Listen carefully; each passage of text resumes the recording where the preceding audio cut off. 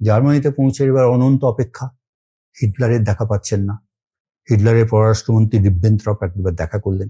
রিবেনট্রপকে উনি বললেন ওনার পারপাসটা কি, উনি চান হিটলারের মানে জার্মানির সাহায্য, যাতে ভারতবর্ষের স্বাধীনতা সংগ্রামে হিটলার সাহায্য করেন। কিন্তু রিবেনট্রপ প্রথমেই বলে দিয়েছিল এটা খুব শক্ত ব্যাপার হবে আমাদের পক্ষে করা, কিন্তু তবুও ঠিক আছে দেখা যাক, অপেক্ষা করতে বললেন ওনাকে। সে একটা দীর্ঘ অপেক্ষা, দীর্ঘ 9 মাস ধরে, আলটিমেটলি 11 মাস কেটেছিল। কিন্তু আলটিমেটলি ওরা অনেক কিছু ওনার জন্য করেছিল। ওনাকে মাসে 800 ডলার মানে মার্কিন ডলার ওনাকে করতো, সাহায্য করতো, মানে ওনার হাত খরচের জন্য। হ্যাঁ, তারপরে একটা ফ্রি ইন্ডিয়া সেন্টার বলে একটা অর্গানাইজেশন তৈরি করে দিয়েছিল, সেখানকার সমস্ত খরচ খরচা জার্মানি বেয়ার করতো।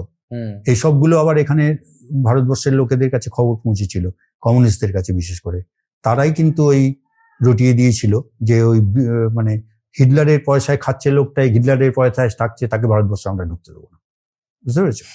এই হচ্ছে ঘটনা। তা আলটিমেটলি কিন্তু হিটলারের সঙ্গে যখন দেখা হলো 11 মাস পরে, তখন কিন্তু হিটলার খুব পরিষ্কারভাবে ওকে জানিয়ে দিলেন যে ভারতবর্ষের স্বাধীনতা সংগ্রামে আমার পক্ষে অংশগ্রহণ সম্ভব নয়।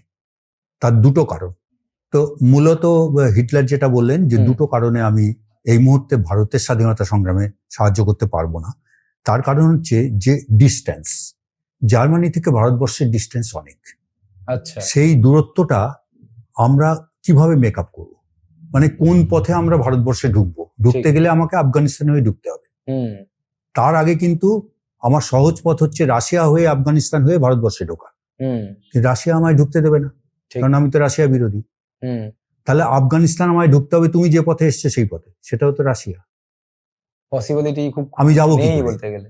দ্বিতীয়ত হচ্ছে যদি ধরা যায় যে আমরা এয়ার বেস করলাম আফগানিস্তান, ওখান থেকে যুদ্ধ করব, ওখানে একটা উপজাতি সম্প্রদায় আছে, তারা আমাদের ওখানে এয়ারবেস করতে নাও দিতে পারে। এই দূরত্বটা আমাদের কাছে একটা বিরাট ব্যাপার। আমার তো একটা কোথাও সেন্টার করতে হবে যেখান থেকে আমি যুদ্ধটা চালাবো, অপারেট করার জায়গা কোথায় আমার। এটা 1 নম্বর। খুব বাস্তবভাবে ওকে ভাবনা চিন্তা করে বললো যে তুমি ভেবে দেখো এটা সম্ভবই নয়। আর দ্বিতীয়ত হচ্ছে এই মুহূর্তে আমি ব্রিটিশের বিরুদ্ধে মানে ভারতবর্ষের জন্য ব্রিটিশের বিরুদ্ধে যুদ্ধে যেতে পারবো না, কারণ আমার উপরেও অনেক রকম পলিটিক্যাল প্রেশার আছে। ঠিক, সেই পলিটিক্যাল প্রেশার গুলো নিয়ে আমি থাকতে পারবো না। সুতরাং আমাকে সময় দিতে হবে। তোমরা যদি আমাকে সময় দাও আমি নিশ্চয়ই তোমাদের সাহায্য করব। কিন্তু তার আগে হিটলার সরাসরি না বলে দিল, তারপর বললো যে সময় দাও, তখন ভেবে দেখবো। প্রথম কথা হিটলার করতে পারবে না বলে দিল। ন্যাচারালি মুসোলিনিও পিছিয়ে গেল। মুসোলিনি কিন্তু সাহায্য করতে রাজি ছিল, হিটলার মানে ইতালির মুসোলিনি হিটলারের সঙ্গে ছিল না। তো ন্যাচারালি হিটলার যেখানে পিছিয়ে যাচ্ছে সেখানে মুসোলিনি করার ক্ষমতা ছিল না। ঠিক সেই সময় কিন্তু জাপান থেকে ফিডব্যাক আসছে, মানে আইএন এর মাধ্যমে, আজাদিন ফৌজের মাধ্যমে, রাসবেরি বসুর মাধ্যমে, যে তুমি জাপান চলে এসো, এখানে জাপান সময় সাহায্য করবে, আমরা জাপানকে সঙ্গে নিয়ে ব্রিটিশের বিরুদ্ধে যুদ্ধ করব। জাপান থেকে ভারতবর্ষে ঢোকাটা অনেক সহজ। তখন যখন এটা হিটলারকে উনি বললেন, হিটলার বললো যে তোমার জাপান পৌঁছে দেওয়ার ব্যবস্থাটা আমি করতে পারি। আচ্ছা, মুসোলিনিও বললেন যে আমি তোমাকে সাহায্য করব, তুমি জাপান গেলে আমি তোমাকে স্পেশাল প্লেনে করে পাঠিয়ে দেবো জাপান। হিটলার তখন বললেন যে মুসোলিনির মতলবে যেও না, কারণ এয়ারে তোমাকে পাঠানো ইতালি থেকে জাপান অনেকটা দূরত্ব। এই দূরত্বটা কভার করা তোমার মতো একটা হাই রিস্ক লোককে নিয়ে সেটা খুব বিপজ্জনক, যে কোনো সময় তোমার ওপর আক্রমণ হতে পারে। সুতরাং তোমাকে আমি খুব সঙ্গোপনে পাঠাবো, তুমি আমার ওপর বিশ্বাস রাখো। ওকে পাঠালো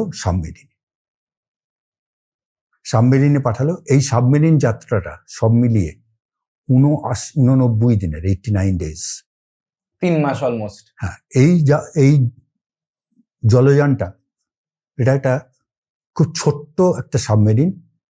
সেই সাবমেরিনটায় সোজা হয়ে দাঁড়ানো যায় না, মানে এতটাই নিচু, সারাক্ষণ বসে থাকতে হয়।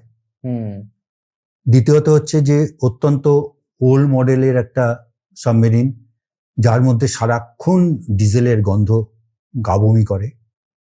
ভালো খাবারের ব্যবস্থা ছিল না, প্রত্যেক খাবারে ডিজেলের গন্ধ ছাড়তো, উনি খেতে পারতেন না, বিশ্রাম নিতে পারতেন না। তারই মধ্যে কিন্তু উনি ওই সঙ্গে ওনার একজন অ্যাসিস্ট্যান্ট ছিলেন আবিদ আলী, ওই আবিদ আলীকে সঙ্গে নিয়ে উনি কিন্তু ওই ইন্ডিয়াস স্ট্রাগল বলে যে বইটা লিখেছেন, এই বইটা কিন্তু ওইখানেই লেখা শুরু করেছিলেন। তা আলটিমেটলি হ্যাঁ, তা এডিটিংটাও লেখা হয়ে গেছিল, এডিটিংটা চলছে তখন। তা যাই হোক, আলটিমেটলি ওরা একটা লম্বা পথ, ভীষণ রিস্কি, মাঝে মাঝেই ওপর থেকে বোমার পড়ার আওয়াজ পাওয়া যায় সমুদ্রের মধ্যে। হ্যাঁ, সন্ধ্যের পর হলে মানে বোমা পড়া, তখন তো যুদ্ধ চলছে, দ্বিতীয় বিশ্বযুদ্ধ চলছে। জাপানের বিরুদ্ধে ব্রিটিশ বোমাবাজি করছে, আমেরিকা বোমাবাজি করছে, রাশিয়া করছে। তো আলটিমেটলি খুব রিস্ক নিয়ে পার হলেন উনি। খুবই ক্লান্ত, খুবই অসুস্থ শরীর, না খেতে পেয়ে প্রায় অনাহারে থাকতেন অধিকাংশ দিন।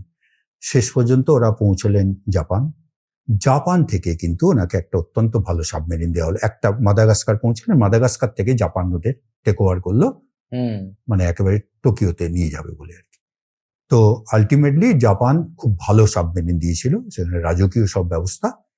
আলটিমেটলি উনি ওখানে পৌঁছলেন। জাপানে পৌঁছবার পর কিন্তু উনি ওখানে যেটা মূল যে কাজটা শুরু করলেন সেটা হচ্ছে, প্রথমে রাসবিহারী বসুরই মদতে এটা করলেন।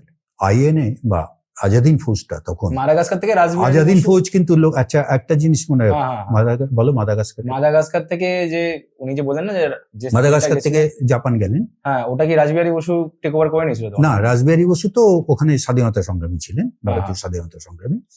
কিন্তু আজাদিন ফৌজ সম্পর্কে লোকে জানে আজাদিন ফৌজ সুভাষচন্দ্রের তৈরি, না, এটা আজাদিন ফৌজ সুভাষচন্দ্রের তৈরি না। এটা তৈরি করেছিলেন মোহন সিং বলে একজন সৈন্য, ভারতীয় সৈন্য, জাপানে থাকতেন, বুঝতে পেরেছ? তিনি তৈরি করেছিলেন। তাঁরই ডাকে রাসবিহারী বসু এই আমাদের ইন্ডিয়া থেকে পালিয়ে জাপানে আশ্রয় নিয়েছিলেন। সুভাষচন্দ্র লিড করেছিলেন। পরবর্তীকালে যখন আজাদিন ফৌজের মধ্যে ভীষণ গন্ডগোল শুরু হয়েছে, মানে অনেকগুলো গ্রুপ তৈরি হয়ে গেছে, আজাদিন ফৌজ ভেঙে যাবে, এরকম একটা পরিস্থিতিতে ওই রাসবিহারী বসু সুভাষের কাছে মেসেজ পাঠিয়েছিলেন যে তুমি জাপানে এসো, আজাদিন ফৌজটাকে তৈরি করার দায়িত্ব তোমাকে নিতে হবে, এখান থেকে জাপান তোমায় সাহায্য করবে। তো সেই ডাকেই উনি জাপান গেলেন, এবং জাপানে গিয়ে উনি আইএনএ কে পুরোপুরি তৈরি করলেন, নতুন করে তৈরি করে একটা বিশাল বাহিনী তৈরি করলেন, মানে সৈন্যবাহিনী, ভারতীয় সৈন্য যারা ব্রিটিশ বাহিনীতে কাজ করত, তারা তো তখন জাপান তো তখন যুদ্ধে জিতছে বিভিন্ন জায়গায়। তা আলটিমেটলি তাদের নিয়ে একটা সেনাবাহিনী তৈরি করলেন, জাপান অস্ত্র শস্ত্র ইত্যাদি দিয়ে সাহায্য করতে শুরু করলো। উনি ব্রিটিশের বিরুদ্ধে যুদ্ধ ঘোষণা করলেন, তার মধ্যে ওখানে সরকার তৈরি করলেন,